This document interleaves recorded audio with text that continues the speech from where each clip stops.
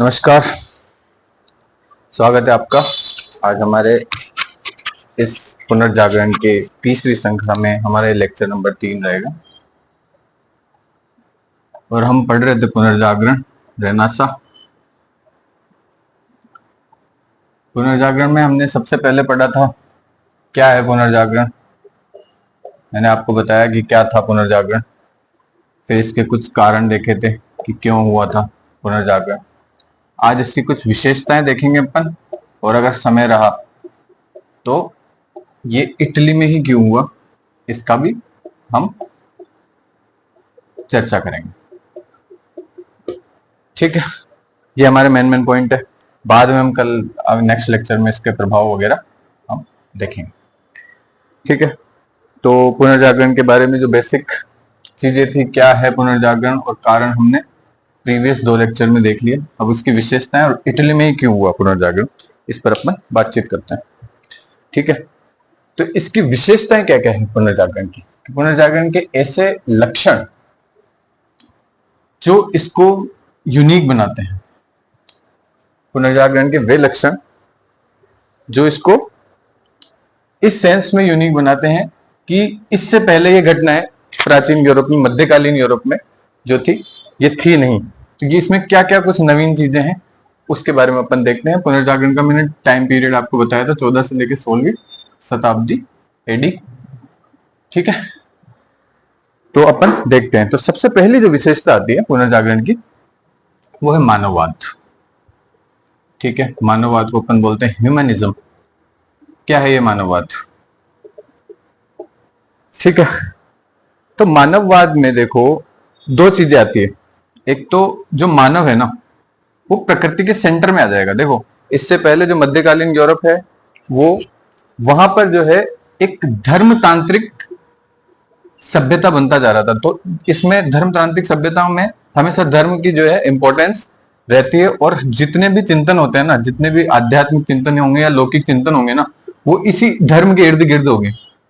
लौकिक और आध्यात्मिक चिंतन का जो मेन थीम रहेगी ना हमेशा, वो क्या रहेगी? ये धर्म।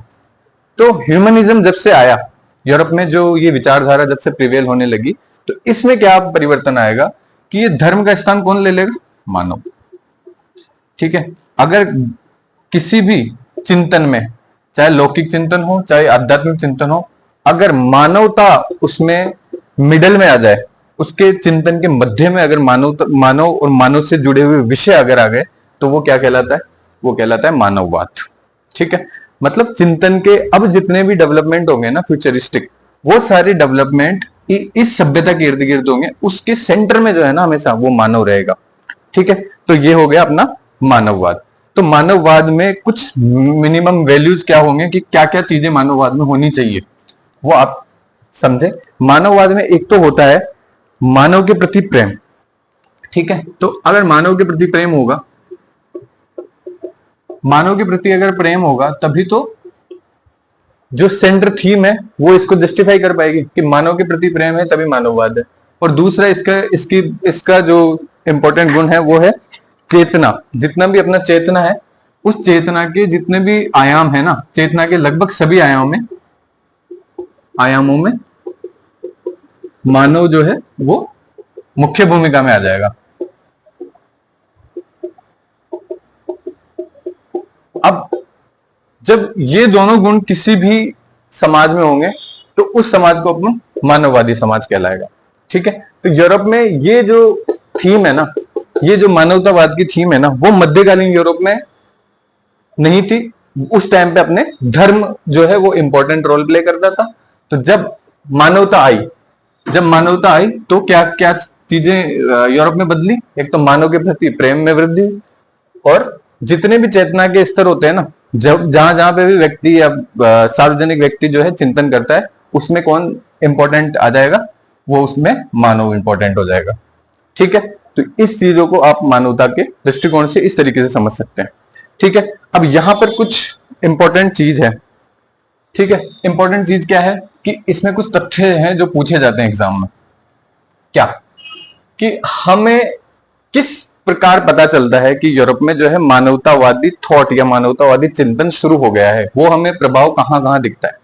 तो सबसे पहले हमें प्रभाव दिखता है हमें पेटार्क में। तो पेटार्क का जो जितना भी साहित्य है उसमें हमें मानववाद की झलक मिलती है, और इसी वजह से इस पेटार्क को हम मानववाद का जनक कहते हैं। ठीक है, तो पेटार्क के साहित्य में हमें सर्वप्रथम ये इटली में लिखता था, टस्कनी में, है ना। तो पेटार्क के चिंतन में हमें मानववाद की झलक मिलती है, इस वजह से हम पेटार्क को मानवतावाद का जनक कहते हैं। दूसरी जो झलक मिलती है अपने साहित्य के क्षेत्र में, झलक कहां मिलती है, तो साहित्य में इसको व्यापक स्तर किसने दिया।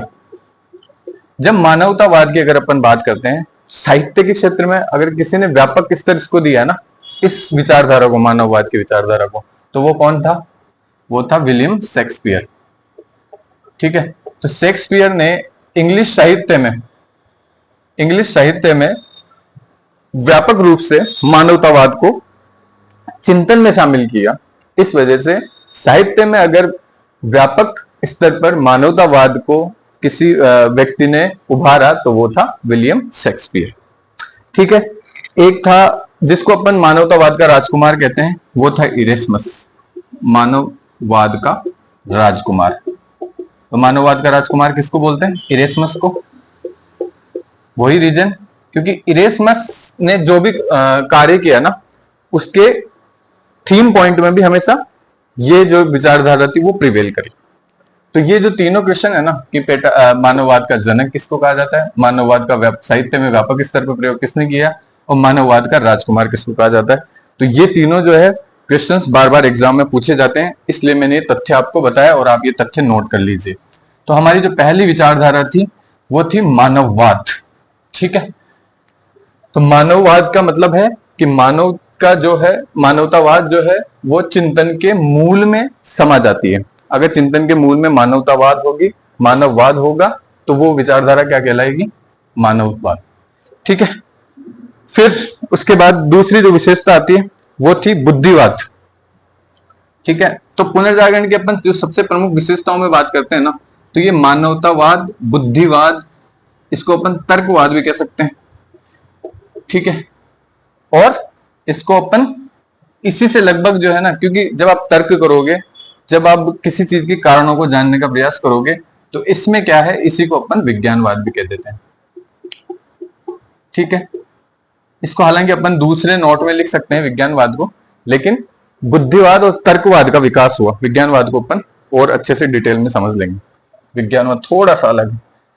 बुद्धिवाद और तर्कवाद का विकास हुआ, तो जब बुद्धि और तर्कवाद कौन लेके आए, इन दोनों, इसको लाने का श्रेय दिया जाता है थॉमस एक्विनास को।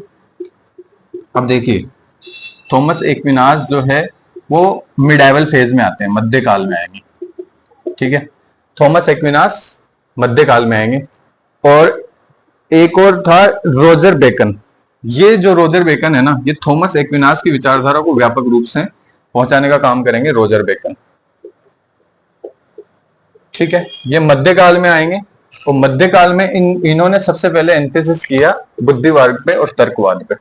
लेकिन मध्यकालीन ईसाई धर्म की जो बुराइयां थी, ईसाई धर्म का जो बोलबाला था, उसकी वजह से ये जो विचारधारा थी वो उतनी लोकप्रिय नहीं हो पाई।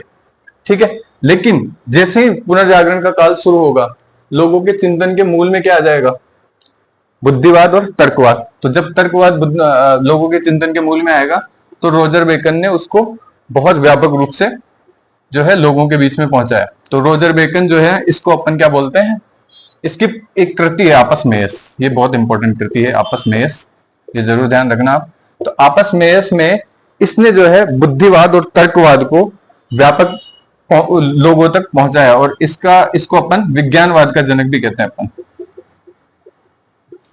विज्ञानवाद का जनक भी किसको बोलते हैं, रोजर बेकन को। ठीक है, तो जब बुद्धिवाद और तर्कवाद आएगा ना, तो जो चर्च रहेगा ना मूल में, तो चर्च के प्रति जो लोगों की निष्ठा है ना, उसमें कमी आएगी। क्योंकि जब लोग हमेशा हर जो विषय वस्तु होगी उसको बुद्धिवाद और तर्कवाद का जो लेप लगाएंगे, जब लोग उनसे प्रश्न करना शुरू होंगे, तार्किकता आ जाएगी अगर लोगों के चिंतन में, तो जब लोग प्रश्न करेंगे चर्च से अपने बारे में या किसी भी मत पर जब लोग चर्च से प्रश्न करेंगे तो चर्च पूरी तरह से खंडित नजर आएगा, और जब खंडित नजर आएगा तो चर्च के प्रति जो है विश्वास में भी कमी आएगी, विश्वास में कमी। ठीक है, तो ये बुद्धिवाद की सबसे मूल में ये था कि चर्च के जो धार्मिक आडंबर थे, चर्च को तार्किक रूप से लोगों ने छिन्न भिन्न कर दिया और लोगों के विश्वास में काफी कमी अपन को चर्च में देखी जाने लगी। तो ये थी अपनी बुद्धिवाद और तर्कवाद की विचारधारा।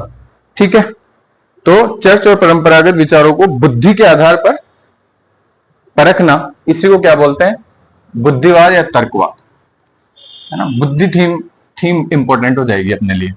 ओके, अब नेक्स्ट आता है अपना विज्ञानवाद। विज्ञानवाद क्या है? ठीक है, थर्ड है विज्ञानवाद। विज्ञानवाद क्या है? विज्ञानवाद ऐसी विचारधारा जिसमें विज्ञान प्रकृति के कारणों और उसके उपायों पर लोगों का ध्यान जाने लगा। कारणों और उपायों पर ध्यान जाने लगा। जैसे कोई भी इंसिडेंट होता तो लोग उसके पीछे का कारण ढूंढने की कोशिश करते। तो जब किसी समाज में इस तरीके की विचारधारा होती है कि वो किसी भी थीम पे अगर कोई बात होती है तो उसके पीछे का रीजन अगर मालूम करना शुरू कर देते हैं तो उस विचारधारा को कहते हैं अपन विज्ञानवाद। ठीक है, तो कार्य कारण, इसको अपन कार्य कारण सिद्धांत के तौर पर भी प्रस्तुत करते हैं कि अगर कोई ना कोई इंसिडेंट हो रहा है ना तो उसके पीछे जरूर कोई ना कोई कारण होगा।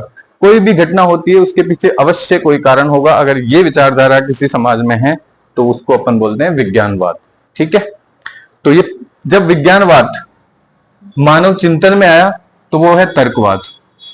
जब विज्ञानवाद किसी प्राकृतिक नियमों के इर्द गिर्द आया तो उसे प्राकृतिक विज्ञान कहलाने लगा। ठीक है, तो जब मानव चिंतन में आया, तर्कवाद आया, सामाजिक विज्ञान से विकसित हुई। सामाजिक विज्ञान, क्योंकि समाज पर चिंतन लोगों का शुरू हुआ, समाज पर जो है स्कॉलर्स चिंतन करने लगे, तो इसको बोलते हैं अपन सामाजिक विज्ञान। और जब प्राकृतिक विषयों पर अगर चिंतन शुरू करने लगे स्कॉलर्स तो उसको बोलते हैं प्राकृतिक विज्ञान।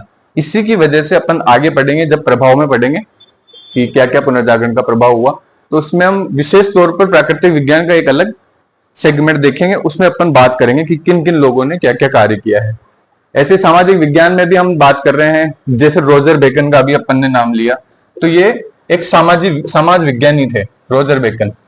ठीक है, आपस में इसमें ये विज्ञानवाद की बातें करते हैं। ठीक है, तो ये था अपना विज्ञानवाद। फिर उसके बाद जो है, अच्छा विज्ञानवाद में क्या क्या चीजें शामिल होती है, क्या क्या सेगमेंट्स होते हैं। तो सबसे पहले विज्ञानवाद की वजह से क्या आया, अनुसंधान शुरू हुआ।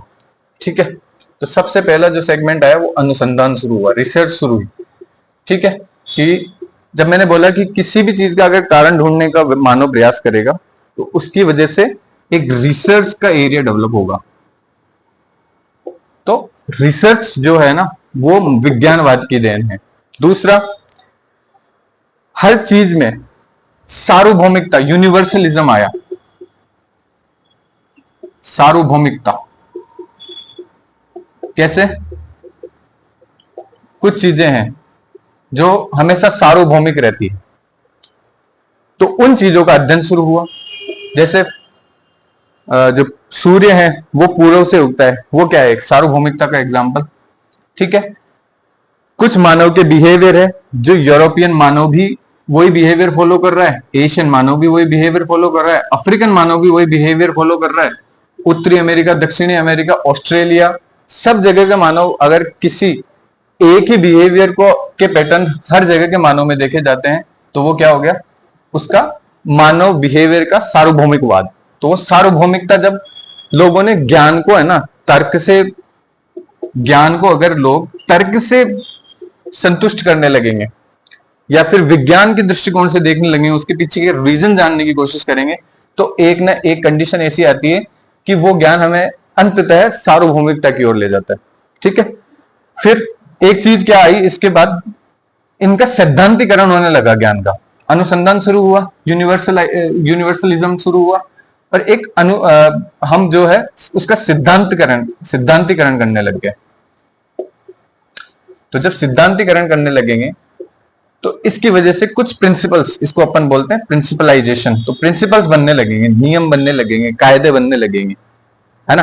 तो प्राकृतिक विज्ञान का जो सबसे मूल तत्व है ना, अगर किसी सिद्धांत को कोई चीज फॉलो करती है ना, तो वो एक अपने आप किस में ले जाती है, विज्ञानवाद में। जैसे फॉर एग्जांपल, अब हमें पता है कि 100 डिग्री पर पानी उबलता है, ठीक है, 100 डिग्री सेंटीग्रेड पर पानी उबलेगा, तो ये चाहे आप कहीं भी उबलवा लो, ये तो हो गया यूनिवर्सलाइजेशन इसका। लेकिन ये नियम हो गया कि 100 डिग्री पर पानी उबलेगा, अपने हीट पॉइंट को वो वेपराइजेशन की मोड में चला जाएगा, तो ये क्या क्या हो गया, इसका एक सिद्धांत हो गया। तो 100 डिग्री का सेल्सियस का पानी आप चाहे अंटार्कटिका में भी उबालोगे तो वो उबलेगा। उसके पीछे एक रीजन है यूनिवर्सलाइजेशन। और अगर आप इसको एक सिद्धांत फॉलो करोगे तो ये हर जगह लागू होगा। सिद्धांतीकरण कर दिया ना आपने कि 100 डिग्री सेंटीग्रेड पृथ्वी पर तो आप कहीं भी उबालो, वो एक इसका प्रिंसिपल बन गया, सिद्धांत बन गया कि 100 डिग्री सेंटीग्रेड पर पानी उबलेगा। दैट्स इट, ठीक है। तो ये चीज है सिद्धांतीकरण। तो 3 चीजें इंपॉर्टेंट है, अनुसंधान होता है, ठीक है, सार्वभौमिकरण होता है, और एक सिद्धांतीकरण भी होता है, ठीक है।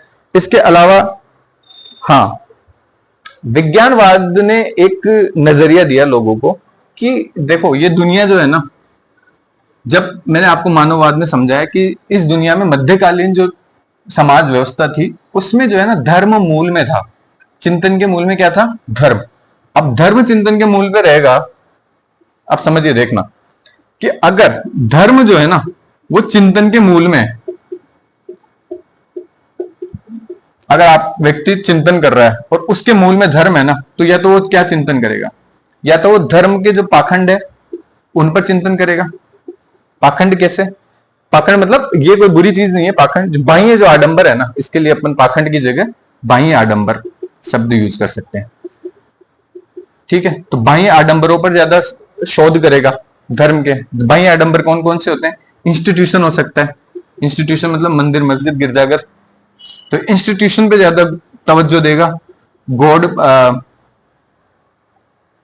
इंस्टीट्यूशन के अलावा जो इंस्टीट्यूशन से रिलेटेड जितनी भी चीजें हैं वो बाह्य आडंबरों में आ जाएगी, ठीक है। उसके बाद ये धर्म के या दूसरा पक्ष हो सकता है वो आंतरिक चीजों पे, जिसको अपन बोलते हैं स्पिरिचुअलाइजेशन। अगर व्यक्ति स्पिरिचुअल चीजों पे चिंतन करना शुरू होगा तो उसकी एक स्पिरिचुअल ग्रोथ शुरू हो जाएगी। आंतरिक जो धर्म का आंतरिक चीज है, आंतरिक कोर जो है ना धर्म का, वो तो स्पिरिचुअलिज्म ही है ना। तो जब आंतरिक चीजों पर उसने सोचना शुरू किया तो वो स्पिरिचुअलाइजेशन की तरफ मूव कर रहा है। जब बाहरी चीजों के लिए सोचना किया शुरू तो वो चर्च के इर्द गिर्द रहेगा, चर्च के चारों तरफ चिंतन होगा। हाँ कि चर्च में चलो मान लो जैसे अपने मंदिरों में या मस्जिदों में लंगर लगता है, गिरजाघरों में, तो लंगर पे सोचेगा कि इसके खाने की क्या व्यवस्था की जा सकती है। मतलब धर्म का जो स्वरूप है ना वो बाह्य आडंबरों में और आंतरिक स्पिरिचुअल ग्रोथ में, इसी में लगा रहेगा। इसके अलावा उसका सोचना कुछ भी नहीं है, ठीक है। तो जब चिंतन में धर्म रहेगा, प्रिवेल करेगा, तो ये बाह्य आडंबर, अगर बाह्य आडंबर या आंतरिक जो ग्रोथ है उस पर ही काम करेगा। लेकिन अगर चिंतन में मानववाद आ जाएगा, अगर चिंतन में मानव आ गया ना, तो ये जो ग्रोथ है ना आपको ये भौतिकवाद की तरफ ले जाएगी। तो भौतिकवाद जो है वो बेसिकली इहलौकिक चीजों पर ज्यादा जोर देता है।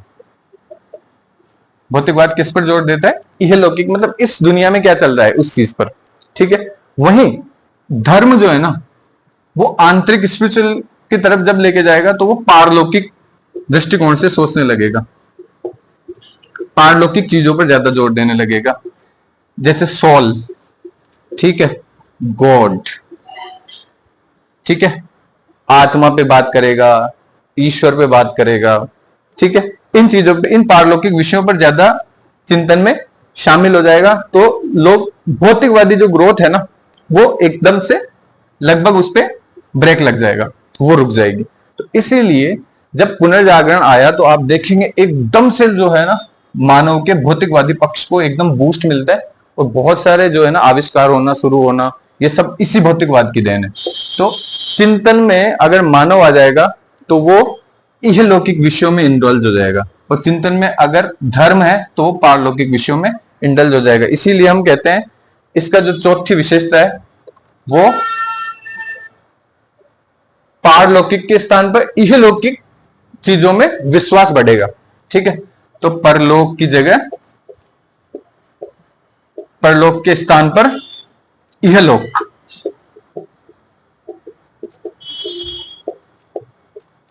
ठीक है, ये इसकी चौथी विशेषता है। अब परलोक मतलब हो गया ना अध्यात्म वगैरह, अपन ने समझा दिया इसको ढंग से चिंतन में। ठीक है, अब इसके बाद जो आता है ना वो आता है हमारा यथार्थ पर बल देना शुरू कर देगा मानव।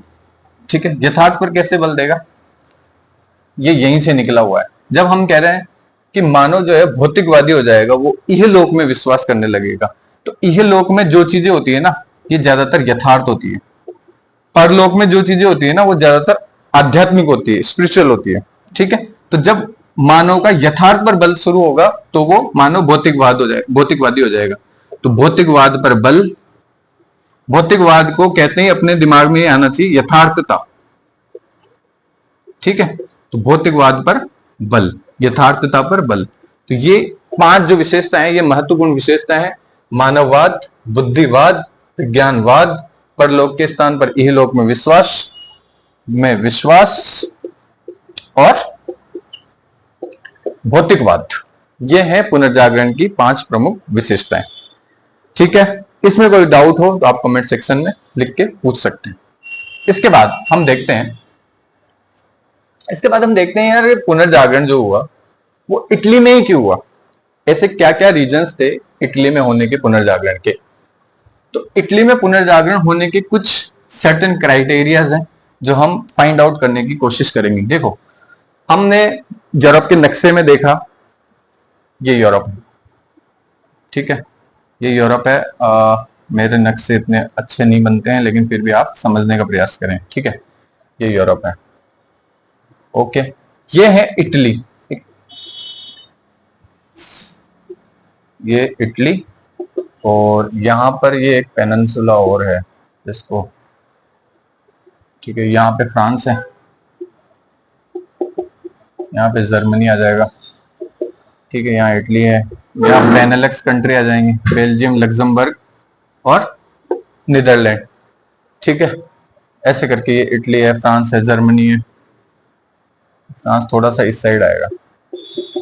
अब देखो, इसका कोस्टल रीजन है, फ्रांस का कोस्टल एरिया है। ठीक है, ये इटली है, यहाँ पे स्पेन और ये वाला रीजन भी है। देखो, मेरे नक्शा बनाने का मतलब मेरा यही होता है कि आपको चीजें ज्यादा से ज्यादा समझ में आए। ये देखो, ये वाला जो एरिया है ना ये भूमध्य सागर है, भूमध्य सागर। ठीक है, ये अफ्रीकन कॉन्टिनेंट है ही। ठीक, आप इस पे वो नहीं करते हैं। ये स्वेज कैनाल और इस तरीके से एशिया से कनेक्टेड है, तुर्की वाला रीजन। और ये चलो अब देखो, ये एक बार इसको मैं सही से बता देता हूँ। ये भारतीय उपमहाद्वीप है, अगर मान लो अपन कंसिडर करते हैं भारतीय उपमहाद्वीप। अब देखो, यहां से माल आया। ठीक है, यहां से माल आया। उस टाइम पे स्वेज कैनाल नहीं है, पुनर्जागरण के टाइम की बात कर रहे हैं अपन। ठीक है, स्वेज कैनाल नहीं है। अब ये अरब यात्री है ना, पहले मैंने आपको पिछले वीडियो में बताया था कि ये जो अरब यात्री थे ना वो भारत से माल खरीदते थे और उसको यूरोप में बेचते थे ले जाके। ठीक है, ये बिचौलियों का काम अरब लोग करते थे उस टाइम पे, कि भारतीयों से कच्चा माल खरीदा, मसाले खरीदे, ठीक है, काली मिर्च खरीदी और यूरोप में ले जाके बेच दिया। तो जब भारतीय लोग जो है ना अरब लोग जो है ना भारतीयों से सामान खरीदे थे, तो यहाँ पे कस्तूनतुनिया वाला जो एक बहुत ही इंपॉर्टेंट ट्रेडिंग पॉइंट था, वहां पे बहुत सारे यूरोपियन लोग आते, यहां से अरब लोग कस्तूनतुनिया पहुंचाते और वो यूरोपियन ट्रेडिंग के थ्रू यूरोप में पहुंचता माल। लेकिन जब ये व्यवस्था बंद हो गई कस्तूनतुनिया पर आक्रमण के बाद, तो क्या हुआ देखो, यहां पर देखो अरब लोग थे, अरब लोगों ने ये सामान किसी न किसी थ्रू इन यूरोपियन सेंटर्स पे पहुंचाना शुरू कर दिया। ये देखो, ये अफ्रीका का रीजन है। वास्को डी गामा खोज करेगा भारत की इस रूट से। ठीक है, इस रूट से। तो स्पेन में, इटली में, क्योंकि भूमध्य सागर का जो मेन पॉइंट आप देख सकते हो ना अभी, तो वो है इटली। तो इटली में बहुत सारे शहर विकसित होंगे, मिलान हो गया, ठीक है, और और कौन कौन से शहर थे, बहुत सारे शहर थे इटली में। ठीक है, अभी मिलान को सोच के अपन देखते हैं कि जो इटली यहां से माल आ रहा है, मान लो मिलान पे पहुंच रहा है, ठीक है, मिलान में एक ट्रेडिंग जोन विकसित होगा। और इटली की जो जियोग्राफिकल कंडीशन इस तरीके की है कि ये जो भूमध्य सागर है ना, भूमध्य सागर, इसके जो मेन जो टापू है ना सारे, वो इटली के आसपास है। भूमध्य सागर में जो मेन जो इतनी लंबी बाउंड्री जो मिलती है ना इटली की, इस वजह से इटली के जो चारों तरफ है बहुत सारे नगरों का निर्माण होना शुरू हो गया। जब नगरों का निर्माण होगा, नगर जो है ट्रेडिंग सेंटर की जो सबसे फर्स्ट कंडीशन है ना, वो नगर ही है। तो सबसे पहले अपन देखेंगे कि इटली में ही क्यों हुआ रेनेसां, पुनर्जागरण इटली में ही क्यों हुआ, क्योंकि इटली की भौगोलिक कंडीशन उस चीज की सूट करती थी। इटली में क्यों, तो सबसे फर्स्ट रीजन जो है ना वो है इटली की भौगोलिक स्थिति।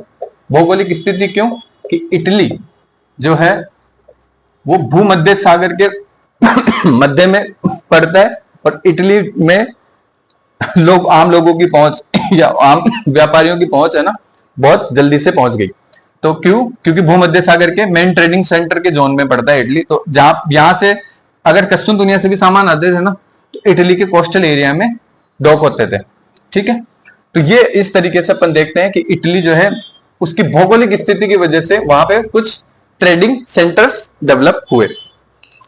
इसके अलावा इटली का जो मेन इटली में पुनर्जागरण होने का जो सबसे इंपॉर्टेंट रीजन था ना, वो था प्राचीन रोम साम्राज्य का केंद्र।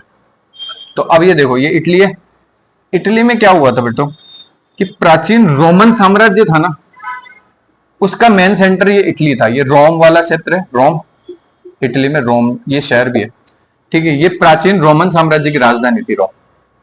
तो जब प्राचीन रोमन साम्राज्य की राजधानी है, तो यहां पर ज्ञान के कुछ अंश तो ऑलरेडी अवेलेबल थे, उपलब्ध थे। तो जब लोग यहां से कस्टम दुनिया से आए भी ना विद्वान, वो सीधे कहां पहुंचे, रोम में। तो जब यहां आएंगे तो पुनर्जागरण की जितनी भी सारी चीजें होगी ना, वो रोम से ही सेंटर्ड होगी, रोम से ही संचालित होगी। इसीलिए जो पूरा ज्ञान है यूरोप में फैलने का, वो रोम में ही होगा। इसलिए रोम जैसी अपन ये बोल सकते हैं कि प्राचीन रोमन साम्राज्य का प्रमुख केंद्र होने की वजह से अब आदमी की बेसिक या विद्वानों की मान लो आप कह दो, बेसिक जो नेचर ये होती है कि आदमी यूरोप में जिस जगह को जानता होगा वो वहीं तो सबसे पहले पहुंचेगा। तो जब यहां से कस्टम दुनिया से विद्वान गए होंगे, तो उन्होंने रोम का तो काफी पहले से नाम सुन रखा होगा। रोम एक समृद्ध व्यापारिक केंद्र पहले से भी था, और जब रोमन सभ्यता का लोगों ने जिक्र सुना होगा, तो बहुत सारे जो यहाँ से ट्रेडिंग सेंटर के लोग थे वो लोग रोम ही पहुंचे होंगे। इसलिए प्राचीन रोमन साम्राज्य का प्रमुख केंद्र होने की वजह से इटली में पुनर्जागरण शुरू हुआ। ठीक है, तीसरी जो विशेषता थी वो थी कि सबसे ज्यादा नगर भी यहाँ पे बनने शुरू हो गए थे। तो नगरों का निर्माण, क्योंकि जब कोस्टल एरिया इसका सर्वाधिक विस्तार में है, जितने भी कंट्री है ना यहाँ पे, तो कोस्टल सबसे ज्यादा कोस्टल एरिया कौन शेयर कर रहा है भूमध्य सागर में, वह इटली।